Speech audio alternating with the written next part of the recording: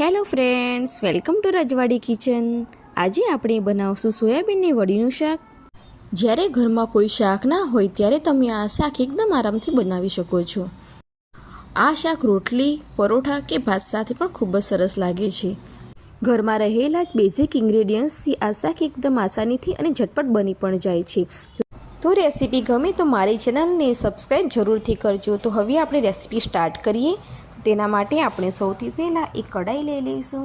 હવે કઢાઈમાં 2 થી 2.5 કપ જેટલું પાણી ગરમ કરવા મૂકી દઈશું અને તેમાં 1 ચમચી જેટલું મીઠું એડ કરી દઈશું. પછી તેમાં 100 ગ્રામ જેટલી સોયાબીનની વડી નાખીને તેને 5 થી 7 મિનિટ સુધી બોઇલ થવા દઈશું. 7 મિનિટ થાય પછી આપણે ચમચીની મદદથી વડીને બરાબર ચેક કરી લઈશું.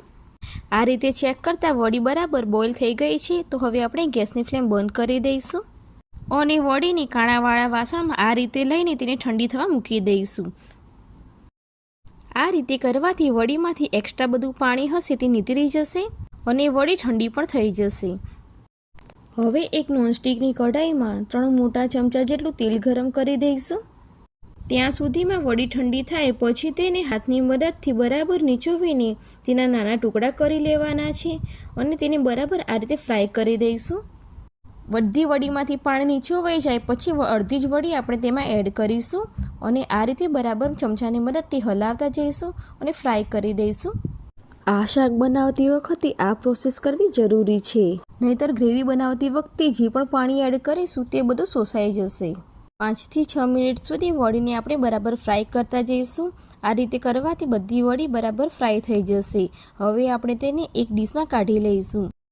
હવે બીજી વડી વધી હતી તેને પણ આપણે ફ્રાય કરી લઈશું અને બધી વડીને આપણે એક ડીશમાં લઈ લઈશું. હવે બધી જ વડી ફ્રાય થઈ ગઈ છે. તો આપણે શાકનો વઘાર કરીશું. તો તેના માટે સૌથી પહેલાં એક મોટી કઢાઈમાં 3 થી 4 ચમચા જેટલું તેલ લઈ લઈશું. તેલ ગરમ થાય પછી તેમાં આપણે આખા મસાલા એડ કરીશું, જેમાં 1 લાલ મરચું, તમાલપત્ર, 7 થી 8 મરીના દાણા, 2 લવિંગ, 1 બાદિયું અને 1 ઇલાયચી એડ કરી દઈશું. આ રીતે ગરમ મસાલા એડ કરવાથી શાકનો ટેસ્ટ ખૂબ જ સરસ આવશે. હવે તેમાં 1/4 ટીસ્પૂન જેટલી હિંગ એડ કરી દઈશું. પછી તેમાં 2 મીડિયમ સાઇઝની ડુંગળીને બારીક સુધારીને એડ કરી દઈશું અને ચમચાની મદદથી બરાબર હલાવી દઈશું. ડુંગળીને આપણે ગોલ્ડન બ્રાઉન કલરને થવા દેવાની છે. આ સમયે ગેસની ફ્લેમ સ્લો જ રાખવાની છે. હવે આપણે તેમાં ગ્રેવી બનાવવા માટે એક મિક્સર જાર લઈ લઈશું. તેમાં 10 થી 12 લસણની કળી, 2 ઇંચ આદુનો ટુકડો અને 3 લીલા મરચાં લઈ લઈશું અને તેને બરાબર બારીક પેસ્ટ તૈયાર કરી લઈશું. હવે ડુંગળી બરાબર ગોલ્ડન બ્રાઉન કલરની થઈ ગઈ છે. તો આપણે આ સમયે જે પેસ્ટ તૈયાર કરેલી હતી તેને એડ કરી દઈશું. આ પેસ્ટને પણ ડુંગળી સાથે બરાબર મિક્સ કરી દઈશું અને પાણી બળે ત્યાં સુધી મસાલો શેકાવા દઈશું. હવે તે જ મિક્સર જારમાં 2 નંગ ટામેટાં અને અડધો બાઉલ જેટલો કોથમીર લઈ લઈશું અને તેને પણ આપણે મિક્સરમાં ગ્રાઇન્ડ કરી દઈશું. તૈયાર કરેલી પેસ્ટને આપણે ગ્રેવીમાં ઉમેરી દઈશું અને સારી રીતે મિક્સ કરી દઈશું અને ટામેટાની ગ્રેવીમાં 2 મિનિટ સુધી સંતળાવા દઈશું. 2 મિનિટ સુધી સાંતળ્યા બાદ તેલ છૂટું પડી જશે એટલે તેમાં મસાલા એડ કરી દઈશું. તો મસાલામાં આપણે સ્વાદ મુજબ મીઠું ઉમેરીશું, અડધી ચમચી હળદર એડ કરી દેવાની, 1.5 ચમચી જેટલું ધાણા જીરું પાવડર અને 2 ચમચી જેટલું લાલ કાશ્મીરી મરચું એડ કરી દઈશું. લાલ મરચાંનું પ્રમાણ તમે તમારી તીખાશ મુજબ વધુ ઓછું કરી શકો છો. હવે બધા જ મસાલાને આપણે ગ્રેવી સાથે બરાબર મિક્સ કરી દઈશું. આ રીતે મસાલા એડ કરતી વખતે અને સાંતળતી વખતે આપણે ગેસની ફ્લેમ સ્લો જ રાખવાની છે, નહીં તો બધા મસાલા બળી જશે અને તેનો ટેસ્ટ પણ નહીં સારું આવે. તો હવે આપણા મસાલા બરાબર ગ્રેવી સાથે સંતળાઈ ગયા છે અને બરાબર મિક્સ થઈ ગયું છે. તો હવે આપણે તેમાં અડધો ગ્લાસ જેટલું પાણી એડ કરી દઈશું. જો તમારી ગ્રેવી જાડી કે પાતળી રાખવી હોય તો તે મુજબ તમે પાણી એડ કરી શકો છો.